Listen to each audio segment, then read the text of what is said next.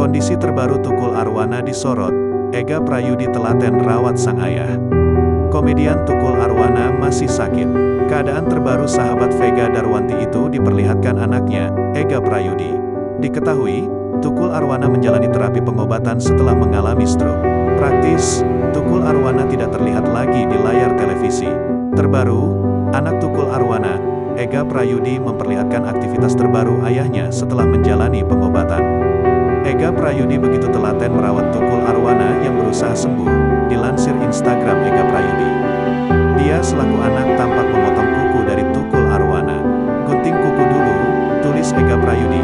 Di samping itu pria yang berprofesi sebagai polisi itu juga mencukur rambut dari Tukul Arwana. "Abis itu cukur rambut ya," tulis Instagram Ega Prayudi.